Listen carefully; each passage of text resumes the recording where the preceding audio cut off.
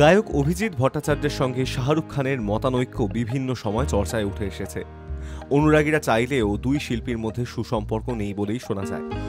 বিষয়টি নিয়ে তাঁর মনোভাব ব্যক্ত করেছেন অভিজিৎ। সম্প্রতি একটি সাক্ষাৎকারে অভিজিতের কাছে জানতে চাওয়া হয় যে তিনি কেন শাহরুখের ছবিতে গান গাইছেন না।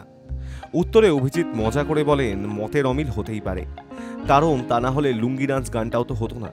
তবে তাদের সম্পর্ক নিয়ে ট্রোলারদের মন্তব্যে অভিজিৎ যে বিরক্ত সে কথাও স্পষ্ট করেন গায়ক। একসময় শাহরুখের ছবিতে গান গেয়েই খ্যাতির শীর্ষে চলে আসেন অভিজিৎ। তিনি জানান, শাহরুখের হাত ধরে সাফল্যের স্বাদ পাওয়ার পর তার কাণ্ডজ্ঞান হারিয়েছিল। গায়ক বলেন, ইয়েস বসের পর আমার মাথা ঘুরে গিয়েছিল। বেছে বেছে কাজ করছিলাম, ভালো গান নির্বাচন করছিলাম, এমনকি কাজ কমানোর জন্য মিথ্যা কথাও বলতাম, কিন্তু শাহরুখের কণ্ঠ হিসেবে আমি খুব খুশি ছিলাম। অভিজিৎ আরও জানান, শাহরুখের জন্য গান গাওয়ার পর সেই সময় তিনি অন্য তারকাদের জন্য গান গাওয়া প্রায় বন্ধই করে দিয়েছিলেন। গায়কের যুক্তি, আমি অন্য গানের প্রস্তাব ফিরিয়ে দিতাম, কিন্তু শাহরুখের জন্য গানের প্রস্তাব আসতেই আমি সঙ্গে সঙ্গে রাজি হয়ে যেতাম। শাহরুখের বাদশা, ফির ভি দিল হ্যায় হিন্দুস্তানি, চলতে চলতে, অশোকা সহ একাধিক ছবিতে গান গেয়েছেন অভিজিৎ। High news network.